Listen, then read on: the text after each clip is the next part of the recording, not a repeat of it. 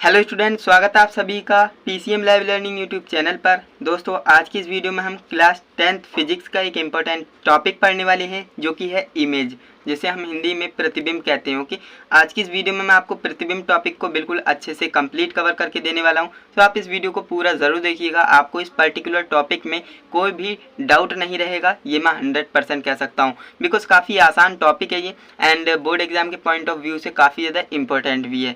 तो चलिए फटाफट इस टॉपिक को शुरू करते हैं। दोस्तों, वीडियो में आगे बढ़ने से पहले आपको बता दें, आपको इस चैप्टर के नोट्स मैं आपको टेलीग्राम पर प्रोवाइड करा दूंगा, बट उससे पहले आप इस चैप्टर को कंप्लीट होने दीजिए एंड उसके बाद आपको इसके नोट्स मैं आपको टेलीग्राम पर प्रोवाइड करा दूंगा, तो आप टेंशन मत लीजिए। ओके, एंड चैनल को सब्सक्राइब नहीं किया हो तो कर लेना, क्योंकि हमारे चैनल पर 50% ऑडियंस ऐसी हैं जो चैनल को सब्सक्राइब नहीं किए हैं एंड वीडियोस देखते हैं, तो चैनल को सब्सक्राइब कर लेना। इसमें आपका ही फ़ायदा होता है, आपको जो है वीडियोस की नोटिफिकेशन मिलती है एंड आप डेली क्लास को अटेंड कर पाते हो, है ना।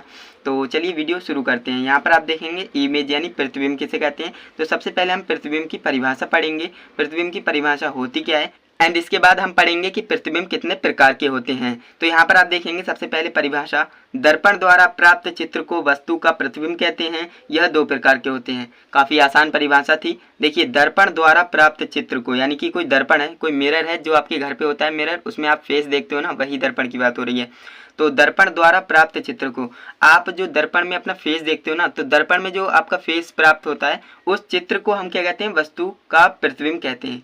इतना आपको याद रखना है, यानी कि आपका प्रतिबिंब क्या होगा, जो दर्पण में जो आपका फेस दिख रहा है उसे हम प्रतिबिंब कहेंगे। और ये दो प्रकार के होते हैं। अब दो प्रकार के कौन कौन से होते हैं वो यहाँ पर मैंने लिख रखे हैं, वास्तविक प्रतिबिंब और आभासी प्रतिबिंब। दो प्रकार के प्रतिबिंब होते हैं। वास्तविक प्रतिबिंब को हम रियल इमेज कहते हैं इंग्लिश में, ओके, एंड आभासी प्रतिबिंब को वर्चुअल इमेज कहते हैं इंग्लिश में। अब मैं आपको इंग्लिश बार बार क्यों बताते चलता हूँ, क्योंकि इंग्लिश में भी आपको चीज़ों को समझना काफ़ी इंपॉर्टेंट है। आप जब 10th के बाद 11th 12th में जाओगे तो आपको इंग्लिश में भी काफ़ी चीज़ों को पढ़ना है, जिससे कि आप हायर स्टडीज़ में काफ़ी अच्छी परफॉर्मेंस कर सको, क्योंकि आगे की स्टडीज़ ज़्यादातर इंग्लिश में होती हैं। तो आप बेहतर होगा अभी से इंग्लिश की आदत डाल लें, है ना। तो यहाँ पर आप देखिए, वास्तविक प्रतिबिंब यानी रियल इमेज किसे कहते हैं, दर्पण द्वारा पर्दे पर प्राप्त प्रतिबिंब को वास्तविक प्रतिबिंब कहते हैं। ये आप याद रखेंगे, काफ़ी आसान परिभाषा है। जो दर्पण द्वारा पर्दे पर प्राप्त होगा प्रतिबिंब, उसे हम क्या कहेंगे, वास्तविक प्रतिबिंब कहेंगे।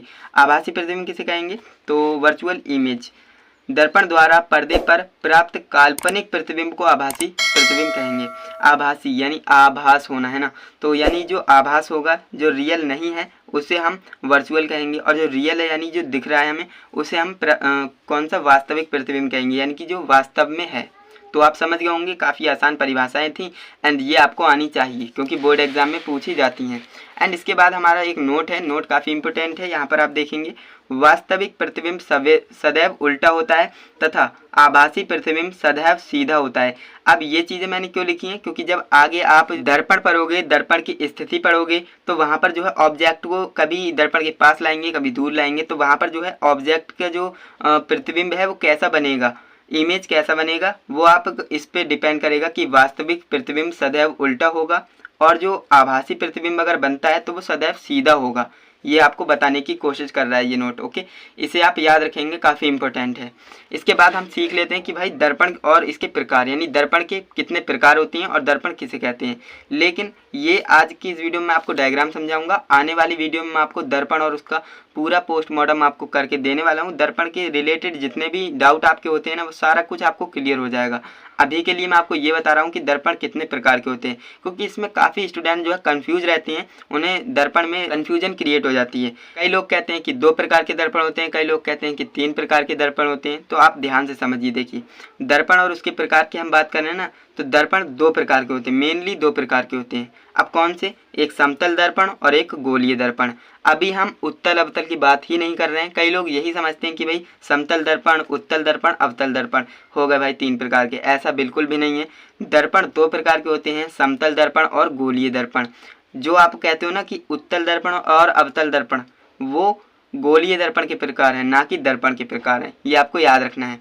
काफ़ी इंपॉर्टेंट बात पर बता रहा हूँ, यहाँ से आप ध्यान से देखेंगे। देखिए, दर्पण 2 प्रकार के होते हैं, समतल दर्पण और गोलीय दर्पण। अब गोलीय दर्पण की बात करें, देखिए समतल दर्पण का और कोई प्रकार नहीं होता है, गोलीय दर्पण के हम प्रकार बना सकते हैं। 2 प्रकार के होते हैं, उत्तल दर्पण और अवतल दर्पण। ये 2 प्रकार के होते हैं।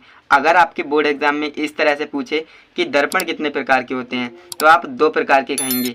अगर गोलीय दर्पण भी पूछता है तब भी आप 2 प्रकार के कहेंगे। आप कंफ्यूज बिल्कुल मत होइएगा। कई स्टूडेंट जो है ये दिमाग में फंसा लेते हैं कि भाई समतल दर्पण, उत्तल दर्पण, गोलीय दर्पण हो गए 3 प्रकार।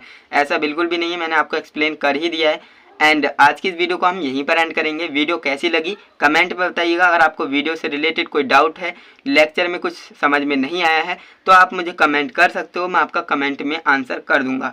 तो दोस्तों अगर आपको ये वीडियो अच्छी लगी है तो लाइक ज़रूर कीजिएगा एंड चैनल पे नए हो तो सब्सक्राइब भी कर लेना, क्योंकि आने वाली वीडियो में हम दर्पण के बारे में पढ़ेंगे। दर्पण कितने प्रकार के होते हैं, उनकी परिभाषाएँ क्या होती हैं, उनके डायग्राम क्या होते हैं, वो सारा कुछ आने वाली वीडियोज़ में हम पढ़ने वाले हैं। तो इसलिए आपको बोल रहे हैं चैनल को सब्सक्राइब कर लेना। तो चलिए दोस्तों आज के लिए बस इतना। हम मिलते हैं नेक्स्ट लेक्चर के साथ, तब तक के लिए जय हिंद, वंदे मातरम।